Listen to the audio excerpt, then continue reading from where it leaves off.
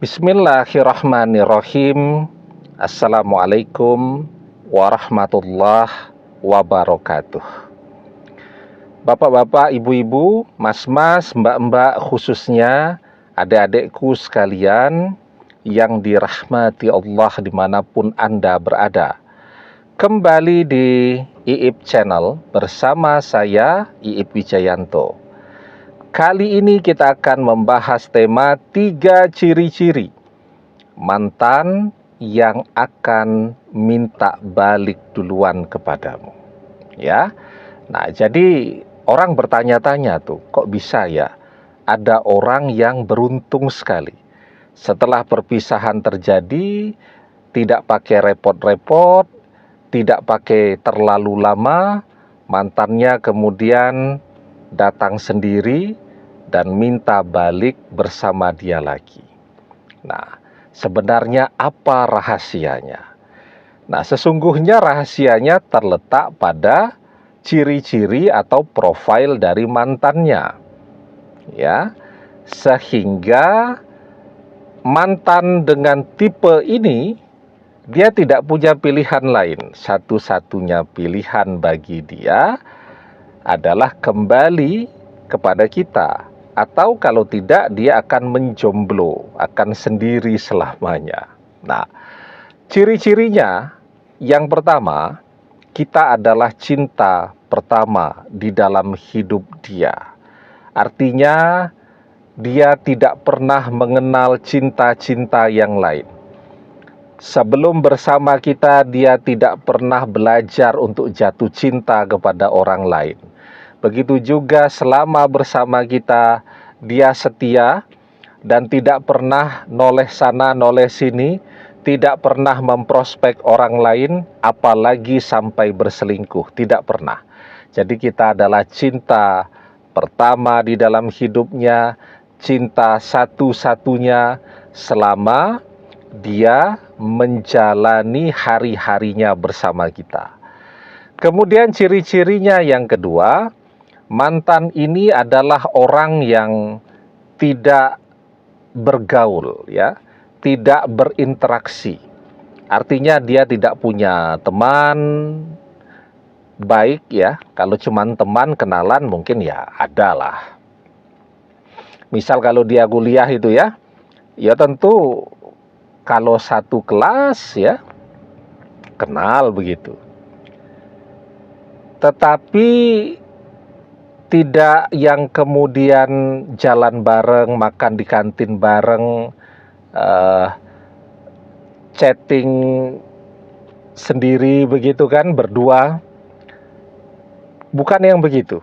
Jadi kalau dia berada di grup WhatsApp, ya dia diam saja. Ya, tidak pernah ikut komen, tidak pernah men-share sesuatu, dan tidak pernah chatting yang japri. Ya, tidak pernah. Jadi dia betul-betul tipe sendirian. Ya, single factor. Nah, sehingga ketika perpisahan itu terjadi, dia tidak akan dihasut, dikompori, dipanas-panasi. Kenapa ya? Karena dia tidak punya teman, tidak punya sahabat. Nah, itu juga tuh keuntungannya ketika mantan itu adalah orang yang kuper ya.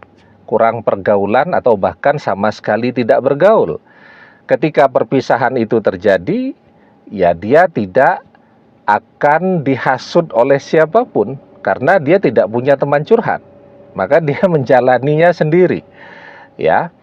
Nah, beda kalau orang yang punya pergaulan yang luas, yang kuat, ya. Sehingga ketika perpisahan itu terjadi, akan banyak orang yang ikut campur.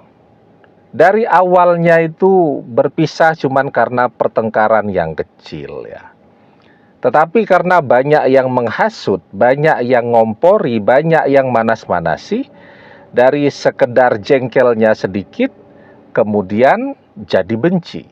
Dari cuman pengen rehat sebentar, karena jenuh, capek, dan seterusnya, jadi pengen betul-betul berpisah. Nah, itu kalau orang punya teman yang banyak, sahabat, tempat curhat yang banyak.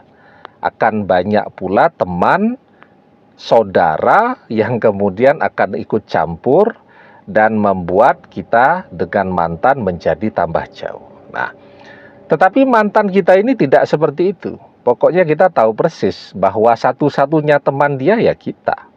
Ya, kalau yang lain dia kenal tapi ya say hello saja. Kalau dia berada di grup WhatsApp dia tidak aktif dan dia tidak pernah chatting pribadi kepada siapapun. Ya, begitu. Nah, kemudian ciri-cirinya yang ketiga nih. Mantan punya orang tua.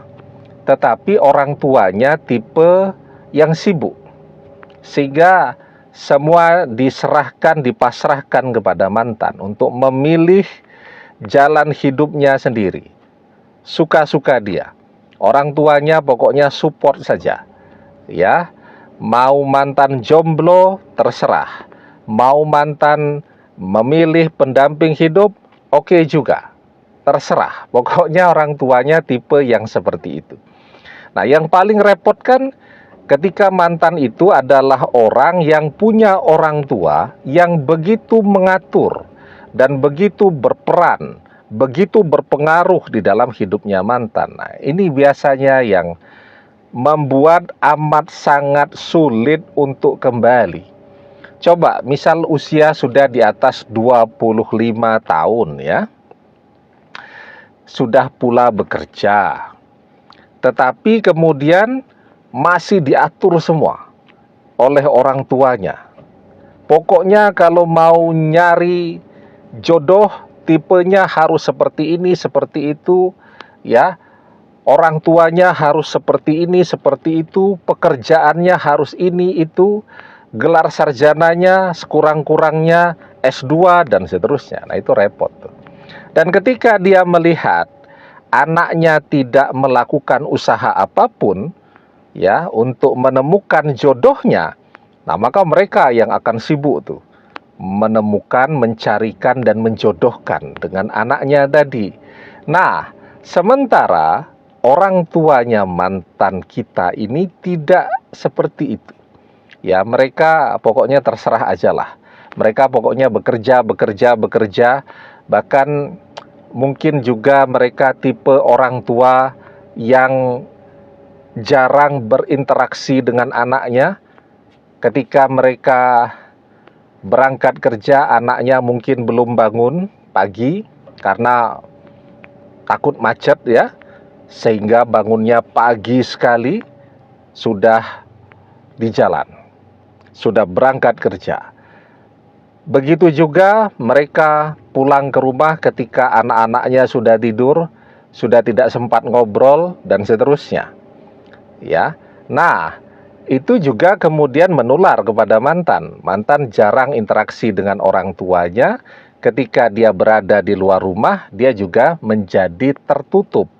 Jadi jarang berinteraksi dengan orang lain. Nah, jadi ketika tipenya seperti ini, mantan punya orang tua yang tidak pernah mau ikut campur dengan kehidupan mantan.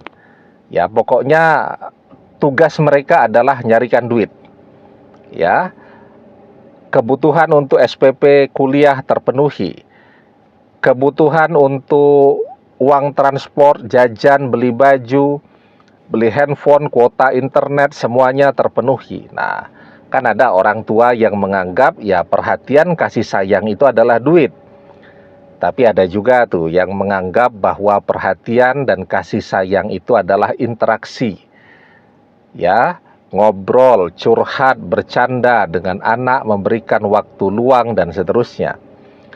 Walaupun biarpun orang tuanya sedekat itu, tapi kalau orang tuanya tidak punya duit, nanti anaknya rewel juga itu ya.